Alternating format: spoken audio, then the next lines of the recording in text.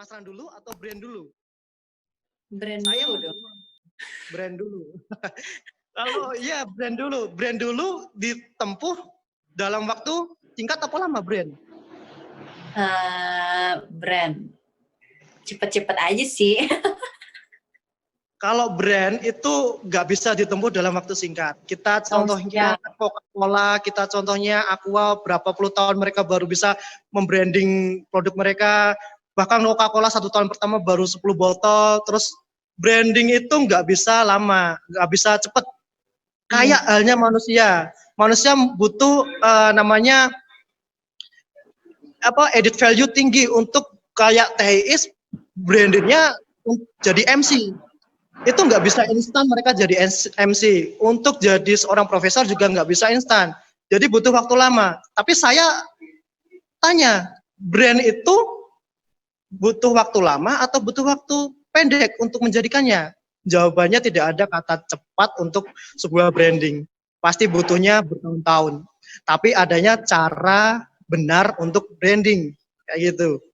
Untuk branding itu bisa kita jalankan pelan-pelan sambil kita jualan dengan cara benar dan dengan cara cepat. Kalau udah brand itu jalan, itu ibarat kata kayak bola salju yang turun dari gunung. Brandnya awalnya kecil, turun jadi bola-bola besar. Kayak gitu. Ketika udah brandnya jalan, udah dicari, orang yang nyari produknya atau yang dicari brandnya? Cari produknya, cari brandnya, cari brandnya lah. Iya, itu yang dicari jam tangan atau jam tangan Gucci? Jam tangan Gucci dong. Nah, iya, jadi kalau udah brandnya udah kayak gitu, ya udah. Jadi teman-teman yang saya tekankan itu dari mulai masalah, pemasaran, brand, itu semua harus teman-teman kuasai semua. Kalau masalah produksi itu saya yakin orang Indonesia itu orang paling kreatif sedunia. Semua bisa dia buat. Bahkan bunga mawar pun bisa dijadikan keripik. Orang Indonesia itu. Semuanya bisa dibuat. Jadi yang masalah di Indonesia itu sebenarnya pemasaran, cara pemasaran. Yang bisa pemasaran pasti kayanya cepat, yang nggak bisa pemasaran pasti boncos atau nggak ada pemasukan sama sekali. Dan paling pentok-pentok itu paling cuma nitip atau konsi. Setelah konsi gagal 1 tahun pertama, terus nggak mau melanjutkan lagi. Itulah yang terjadi di UKM-UKM di Indonesia kayak gitu. Padahal kalau mau branding itu nggak bisa cara cepat. WTHI sudah saya bilang 1 tahun pertama saya nggak dapat apa-apa. Saya nol. Saya puasa. Baru aja tahun-tahun kemarin, baru tahun-tahun ini aja omset kita melejit. Karena kenapa? Karena orang udah kenal brandnya, udah kenal itu siapa, udah kenal dia bisa apa, edit value-nya udah dapet. Itulah baru kita bisa memainkan harga edit value kita mau dimainkan ke arah berapa, kayak gitu. Jadi banyak banget orang-orang PNS yang datang ke saya, orang-orang PMD yang datang ke saya. Saya ingin usaha, tak tanya usaha apa, mau usaha apa, terus mau dijual kemana. Termasuk TIS kayaknya. Bingung ya.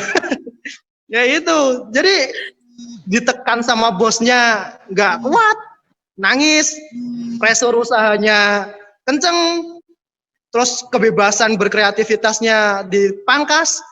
Kayak gitu sebenarnya bukan alasan sebenarnya. Alasan itu ketika kita udah nggak bisa berpikir atau terkedilkan. Kalau masih kita berpikir, bahkan dengan modal HP aja kita bisa jualan. Kayak gitu. Jadi untuk jualan tidak ada kata mulai dari nol ya, pasti bisalah kita semua. Kita sama-sama belajar lah. Saya masih belajar juga baru berapa ini usaha saya baru 2 tahun. Baru 2 tahun, alhamdulillah diberi tim lumayan untuk mengelola dan udah mulai diajak bicara sama orang-orang. Saya juga nggak tahu ini dulu usahanya itu akan maju atau tidak. Bahkan sempat udahlah aku PNS aja gitu. Udahlah aku kerja aja, udahlah gitu. Udahlah aku S2 aja kayak gitu. Jadi banyaklah pelarian-pelarian untuk anak muda. Jadi anak muda itu kadang setelah lulus kuliah juga bingung mau ngapain. Nah, ketika kebingungan itu mereka pasti aku S2 aja lah. Itu alasan sebenarnya melarikan diri dari sebuah masalah. Jadi itu nggak saya benarkan sebenarnya. Jadi saya merangkul teman-teman yang udah mulai lulus kuliah, udah mulai itu untuk saya istilahnya ayo kita bareng-bareng lah. Ini Indonesia itu banyak akan masalah. Masalah di Indonesia besar-besar. Ketika teman-teman cari solusinya, teman-teman bisa kaya raya itu. Masalah Indonesia besar banget itu masalah Indonesia. Mulai dari apa coba? Itu bisa dengan apa bisa teman-teman ubah jadi suatu produk itu. Nggak usah di Indonesia lah, di desa atau di apa di kota gitu aja. Itu jadi tipe-tipe bisnis itu ada banyak. Kalau saya lebih ke B2B sama B2G. B2B itu bisnis to bisnis. Jadi saya nggak punya modal. Saya ketemu sama orang yang punya duit. Saya punya plan, punya gagasan, punya solusi. Saya omongkan, orangnya setuju, itu namanya B2B. Ntar saya 40%, beliaunya 60%. Itu namanya B2B. Ada juga teman-teman bisa langsung akselerasi ke B2G. B2G itu business to government. Contohnya kalau teman-teman bisa kerjasama sama LKPP atau kementerian itu kan udah ada. Atau ke Pertamina atau kalau BUMN kayak gitu. Saya punya cetakan baju. Saya ingin membuat tender sama teman-teman Pertamina yang untuk buat seragam dengan harga segini dimurahkan, tapi kontinnya tapi pitches-nya masif, misalnya 20.000 pitches kayak gitu. Itu namanya B2G, business to government. Ada lagi banyak tipe-tipe bisnis, tapi yang saya jalankan baru 2 itu. Jadi teman-teman kalau keterbatasan modal itu sangat-sangat nomor sekian. Bukan alasan ya? Bukan alasan. Yang pertama itu adalah ide dulu, kematangannya dulu, idenya itu prospektif tidak, kita punya skillnya tidak, kita punya kesempatannya tidak. Kalau udah punya semua itu, insya Allah akan jalan cepat. Bahkan nggak ada orang itu yang bilang, saya 2 tahun kok bisa segede ini. Ya bisa karena saya digandengin sama orang. Dengan sistem B2B, kayak gitu. Jadi cepat. Jadi teman-teman yang UKM itu jangan pesimis hati, nggak punya modal, nggak punya link ke kementerian, nggak punya link ke dinas. Cukup tunjukkan aja bahwa produk teman-teman itu punya added value tinggi, beda sama produk-produk lain. Itu terus gunakan itu untuk promosi. Insya Allah ntar datang sendiri yang namanya investor, yang namanya distributor, yang namanya pemodal itu banyak. Ada yang namanya CSR, ada yang namanya itu bisa teman-teman gandeng semua. Saya bahkan sempat nolak-nolak itu dapat dana CSR kayak gitu. Karena udah terikat sama yang namanya B2B tadi itu. Jadi jangan makruk lah istilahnya, opo-opo ditampani kayak gitu kan nggak boleh. Yang kalau kita serakah itu istilahnya kita akan berbalik sendiri tuh serakahnya itu ke diri kita. Ntar nggak akan jadi. Kalau yang pertama uang yang kita orientasikan itu istilahnya kalau kita nggak dapat uang kita akan menyesal, akan gelo, terus akan mutung, terus akan nggak jalan lagi. Tapi kalau yang kita utamakan adalah ibadah, bekerja, terus yang lainnya, uang akan datang sendiri insya Allah. Karena saya biasanya kayak gitu. Karena saya masih muda, belum butuh banyak uang, delala malah dibeli kemudahan banyak kayak gitu, ya itu Allah yang menjalankan semuanya. Jadi serahkan aja semuanya ke yang atas gitu. Jadi alurnya kayak gitu tadi, yang cara pemasarannya, cara brandingnya, cara memperoleh dana, B2B, B2G-nya. Untuk lebih jelasnya ntar saya floorkan lagi di grup, bisa kita sharing bareng. Karena saya masih muda, teman-teman banyak yang senior-senior saya masih perlu banyak belajar ke teman-teman juga. Masalah hidup ini masih banyak masalah kayaknya gitu. Untuk kemasan kayak itu tadi caranya, ntar untuk cara pengemasannya Mbak Mahda mungkin bisa bantu. Ini ntar kita praktek kemasan, cara packaging, terus kayak gimana, packagingnya tipenya apa, ntar saya jelaskan semua. Mbak Mahda mungkin bisa. Oh iya. Pakainya apa dulu Mbak?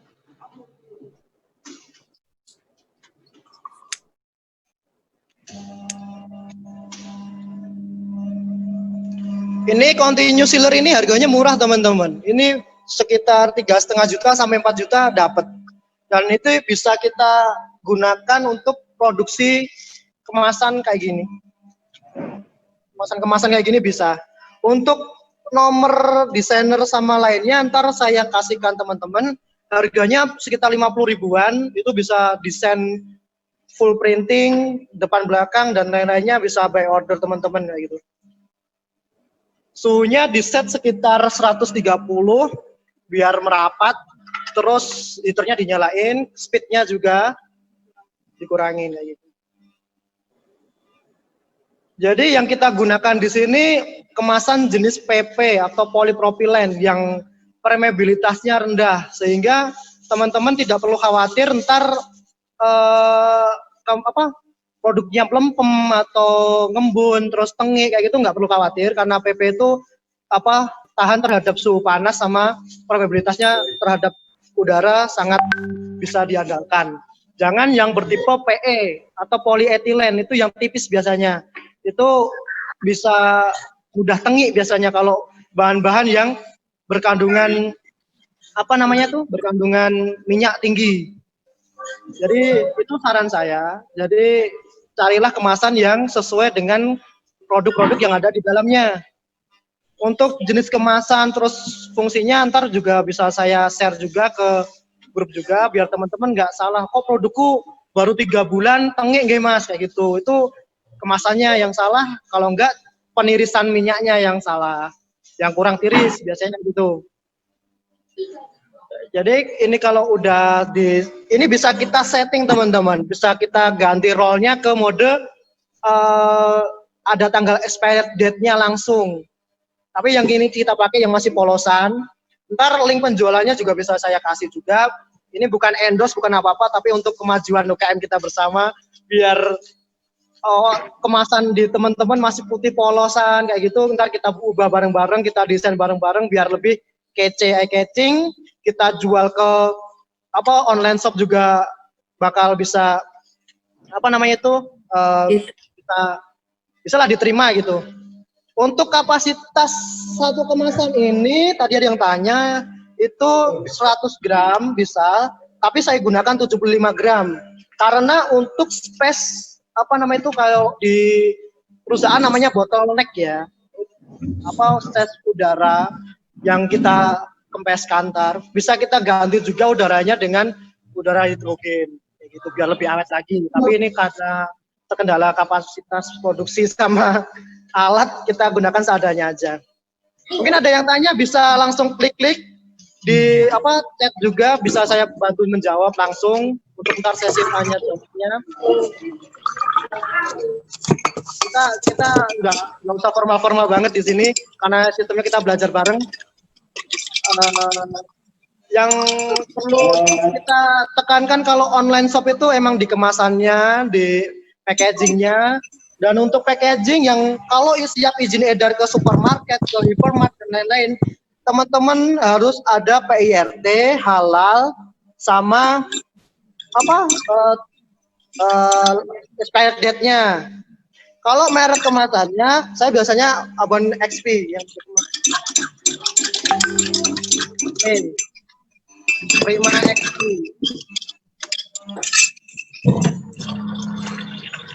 Ayo tanya-tanya, monggo. Ini saya ngomong terus, bingung juga mau ngomong apa lagi kalau di floor kan, ntar takutnya waktunya habis. Kalau teman-teman mau belajar BSF, cara pengurangan limbah di rumah tangga menjadi nominal uang yang luar biasa, bisa kita ntar bantu gratis, nggak usah bayar berjuta-juta. Kalau di luar sana sampai habis ber-MM tapi dibohongin orang, kita nggak kayak gitu, bisa langsung datang. Tiap hari di farm saya itu banyak banget yang datang untuk belajar. Kemarin dari Semarang, dari ibu-ibu UKM Semarang juga ke sini juga, belajar juga. Kayak gitu. Jadi kita gratiskan semuanya di sini, nggak perlu bayar. Maintenance-nya gimana Mas, maintenance-nya? Maintenance yang apanya? Ini. Maintenance alatnya. Ya, untuk alat-alatnya sendiri ya. Untuk alatnya, kalau ini dijaga di suhunya, ketika ini ada tombol hot, cold, sama heater, ini jangan langsung ketika udah nyala panas kayak gini, jangan langsung dimatikan. Ini ada belt ini, ketika kena panas ntar akan meleleh. Jadi kita klik tombol cold-nya dulu, baru kita matikan ketika udah dingin. Kayak gitu. Untuk maintenance, ini cukup dihindarkan dari debu-debu aja, udah cukup. Ya, baik, makasih Mas. Oke, untuk kemasan ini emang harus ada, tadi ada yang tanya, PIRT halal itu emang harus ditekankan, harus ada, karena pemerintah sekarang mewajibkan produk-produk sudah berlabel halal sama berlabel dapat PIRT. Untuk PIRT bisa langsung ke Dinkes daerah, kalau halal bisa langsung ke MUI. Kalau ordernya ini tadi ya teman-teman, ini untuk tes pasar. Saya nggak merekomendasikan untuk jumlah besar buat sendiri.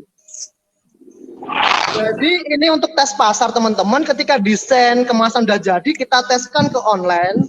Kalau ada ribuan pieces baru, teman-teman gandeng yang namanya percetakan besar untuk membuat kayak gitu. Jadi teman-teman yang kadang disalahkan itu kemasan masih polosan, berani di online kan, bahkan produknya belum terbranding.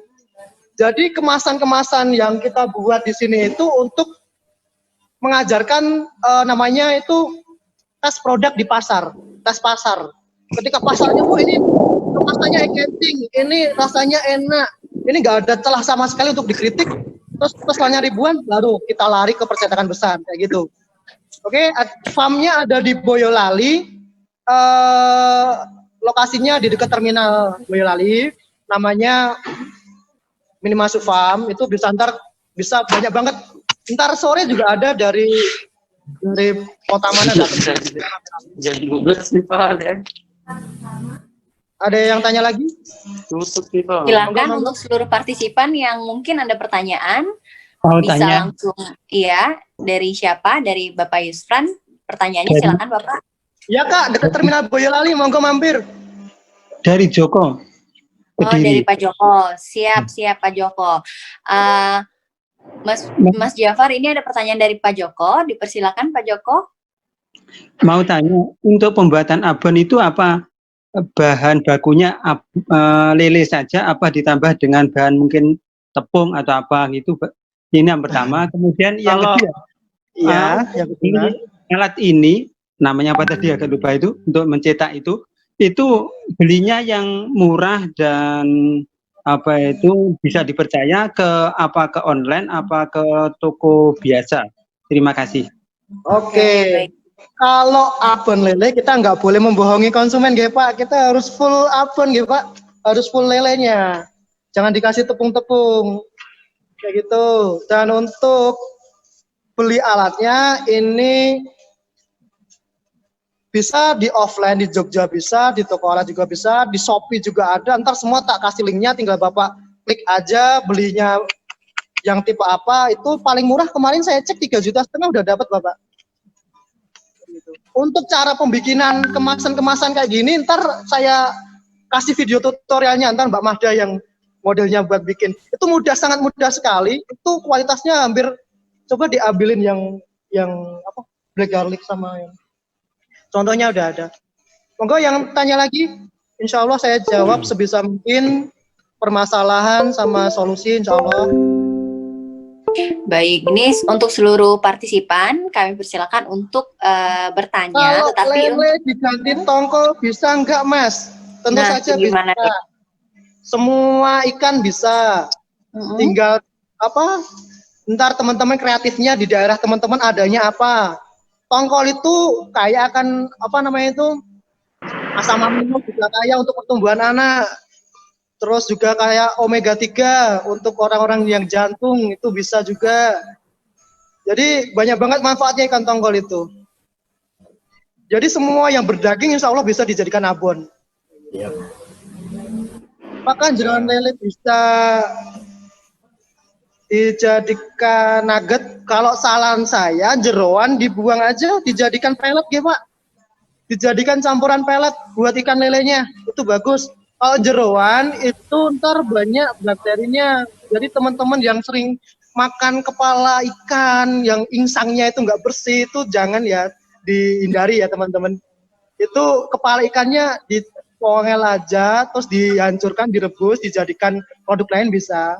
Jadi insang dari lele, dari ikan, semua ikan itu ada tempat penyaringan kotoran. Jadi sebisa mungkin dihindari untuk dimakan, apalagi untuk anak-anak. Saya anjurkan untuk tidak dimakan, kecuali baby fish yang kecil-kecil itu masih baik. Ada yang tanya lagi? Baik, boleh saya, Mbak Ica, Johar Arifin. Iya, boleh. Namanya terus. Ini sebelum mulai nih semangat sekali, tapi saya harus berbicara juga nih, nanya kira-kira food cost-nya nih. Kalau kita berbicara food cost, kemudian food sales-nya, kira-kira berapa persen nih? Karena kan kita harus hitung berapa banyak nih saya produksi, sehingga paling tidak harus balik modalnya gitu. Oh, untuk HAPP dan lain-lain itu ntar kita orek-orekkan aja ya Pak. Kalau diomongkan saya nggak hafal. Harga-harga tiap daerah beda-beda itu soalnya. Siap, Mas Jafar. Iya, ntar saya orek-orekkan ya Pak. Harga per pieces kenanya berapa itu. Terus kita bisa memainkan pemasarannya berapa. Insya Allah ntar saya ingatkan ya Pak. Iya, matur suwun. Iya, monggo. Mas Jafar. Ya, ada yang tanya lagi? Ya, saya Mas Jafar. Palopo. Ya. Ini tadi untuk pakan lele dari limbah rumah tangga itu apa-apa aja? Itu ntar masuknya ke biokonversi Bapak. Jadi Ya. limbah rumah tangga kayak sayur, nasi, dan lain-lain. Itu ntar bisa diuraikan jadi protein. Ya. Ketika Bisa. proteinnya udah masuk, itu baru ntar dipakankan ke semua jenis ikan, unggas, dan lain-lain bisa. Itu ntar saya kirimkan caranya berikut sama proposalnya ke grup. Bisa teman-teman rank-rank biaya dan lain-lainnya. Pokoknya semua buat teman-teman di grup. Ya, Insya Allah mantap. saya nggak menutup-nutupi semuanya. Ya, makasih Pak Jafar. Siap Bapak. Untuk yang lain. Ntar Ditunggu di jam Palopo. lagi kita praktek ya, udah jam 12. Tapi ini teman-teman pada seru tanya, nggak apa-apa. Nggak usah Ya, tanya. dibatasi waktu Mbak Ica. Mau tanya. Mau tanya Mbak Ica. Jadi kami informasikan ini buat seluruh partisipan yang ingin bertanya. Masih kita buka lagi nggak nih Mas Jafar? Masih bisa untuk menerima pertanyaan atau kita mau lanjut ke materi selanjutnya nih? Langsung apa namanya itu ditanya nggak apa-apa Teh Ica, ini masih teman-teman masih pada semangat jadi nggak apa-apa. Oke, siap. Ini ada yang ada lagi yang mau ditanya, silahkan dari Bapak Ibu dan juga seluruh partisipan. Tapi rules-nya kalau misalkan tidak dipersilakan untuk bertanya, mohon screen dan juga videonya mohon dinonaktifkan ya. Oke, selanjutnya ini ada pertanyaan dari Bapak Lutfi ya, Universitas Papua. Oke, Universitas Papua, silakan Bapak Lutfi.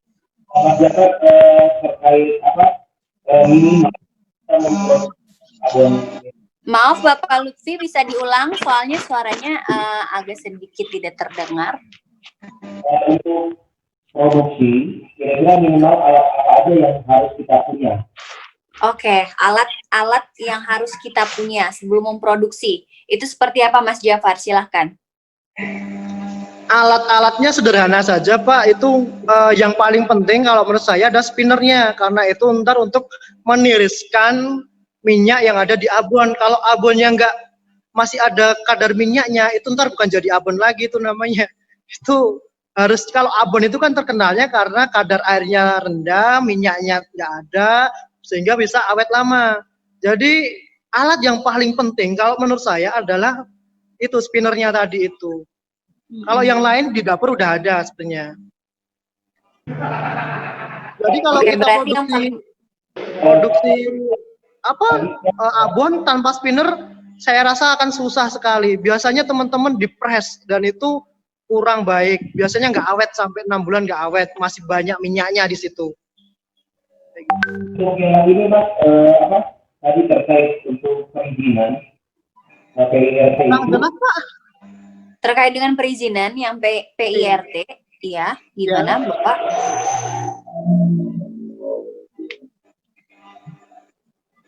Halo? Untuk perizinan PIRT caranya ya Pak, kalau saya Saya kemarin kebetulan difasilitasi, tapi ini saya juga mengajukan juga beberapa sendiri.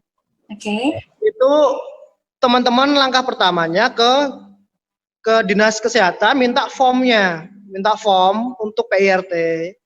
Formnya dilengkapi semua, syarat-syaratnya dilengkapi, terus kembalikan lagi ke dinas kesehatan. Setelah itu dinas kesehatan akan melakukan survei ke tempat produksi teman-teman.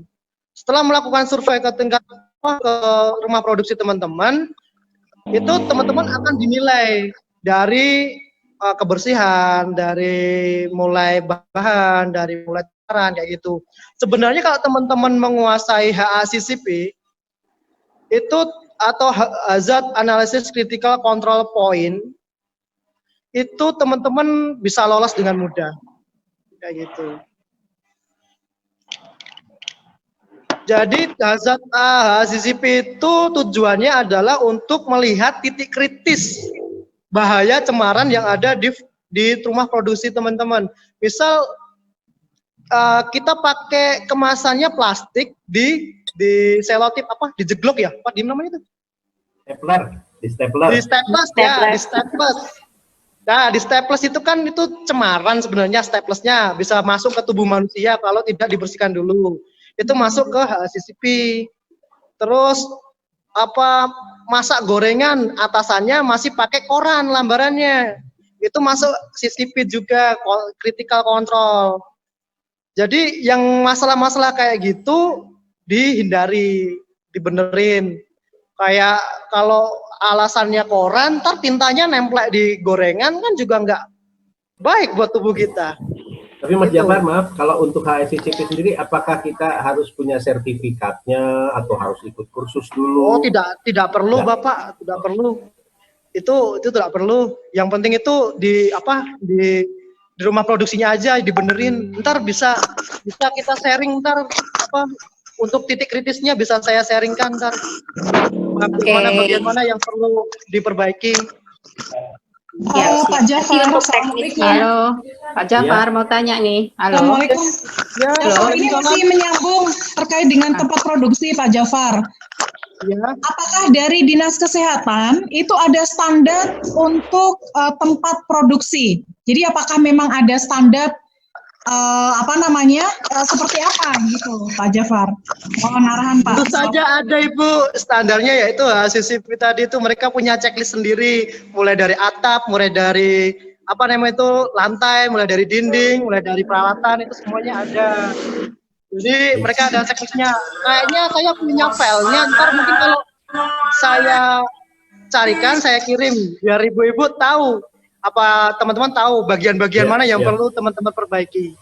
Itu apakah ada tempat tersendiri ataukah itu bisa namanya kita masih merintis usaha ya Pak? Apakah itu bisa juga disandingkan dengan tempat tinggal? Katakanlah apakah hanya cukup untuk space misalkan satu ruangan misalnya gitu atau memang harus luas Pak lokasinya? Ini peraturannya sebenarnya rumah dapurnya harus terpisah sama dapur utama, dapur tempat kita masak. Karena ntar kalau yang kita masak ada sayuran dan lain-lain itu cemar sama barang produksi untuk UKM kita itu kurang baik. Jadi biasanya kalau PIRT itu sebisa mungkin terpisah dengan dapur utama itu aja sih Bu. Tapi bukan bikin bangunan lagi di luar rumah itu enggak. Kalau bikin bangunan lagi itu ntar standarnya MDP. Kayak gitu Ibu. Pak, boleh tahu nggak terkait dengan perizinan itu total biaya yang harus kita keluarkannya berapa ya? Kalau total biaya tergantung daerah Ibu. Kalau di Boyolali cukup ganti biaya lab air. Oh iya, untuk masalah air sebisa mungkin hindari air. Ya ntar ada sendiri sih, maksudnya jenis-jenis airnya ada sendiri. Biasanya itu dari Dinas Kesehatan dia minta sampel airnya, dia labkan. Total cemaran mikrobanya ada berapa? Itu kalau masih ada di ambang batas itu dibolehkan biasanya. Tapi kalau deket sama sumber airnya, deket sama sapi tank, terus dan lainnya itu biasanya kurang baik. Ntar ada penilaiannya. Oh iya Pak. Halo, Pak Jafar. Iya, dengan siapa? Pak Jafar, saya dengan Bu Heni. Siap, Bu Heni. Bu Heni dengan pertanyaannya silakan Bu Heni. Untuk Baik, seluruh terima partisipan kasih. yang lain, mohon di mute dulu ya. Kita akan mendengarkan pertanyaan dari Bu Heni dan akan langsung dijelaskan oleh Bapak Jafar. Silakan Pak Jafar. Terima kasih Kak Lisa. Iya, Bu Dan Heni. selamat siang Kakak Jafar. Ini saya mau bertanya, ini kan mungkin bisnis awal saya untuk mau menekuni Ambon. Nah, ini kan yang tadi ditekankan alat yang paling utama itu pakai spinner. Nah, spinner ini kan saya lihat di web apa Tokopedia apa itu kan variatif harganya. Nah, kriteria yang misalnya untuk awal-awal bisnis itu yang kayak gimana? Ini nanti mohon diperjelas biar kita nanti nggak berat di modal dulu tapi kita belum jalan kan, karena ini juga langkah harus dilalui kan, ngurus PRT. PRT itu juga kita harus produksi kecil-kecil dulu baru kita bikin sampel ke Dinkes itu kan. Iya betul Ibu. Terus ada lagi yang saya tanyakan itu kemarin ada di grup itu yang paling utama juga menentukan itu vacuum frying. Apa itu Pak? Coba saya ingin penjelasannya seperti itu. Langkah yang pertama itu mungkin dari bahan, kalau bisa yang 1 kilo isi 2 ya. Terus kita setelah masaknya itu pakai spinner dan vacuum frying dan kemasan. Nah itu kan langkah-langkah yang harus nanti kita perhatikan. Jadi yang saya pertanyakan itu spinner yang kriteria bagaimana dan apa fungsi dari vacuum frying. Terima kasih Mas Jafar. Silakan Mas Jafar. Kalau vacuum frying sebenarnya bukan Bu. Vacuum frying itu yang seperti ini. Itu untuk apa? Untuk produksi keripik buah Ibu. Ini. Dia penggorengan dengan cara vakum dia. Jadi ntar dimasukin sini. Nah itu penggorengan dengan cara vakum, terus diputar itu ada airnya sebenarnya di sini. Itu. Jadi yang mungkin yang kemarin di grup itu mungkin kemasan vakum mungkin. Itu untuk nugget. Kayak gitu. Dan untuk spinner saya sarankan, ini spinner saya yang pertama itu kecil Ibu-ibu. Cuma segini, ini harga 1,2.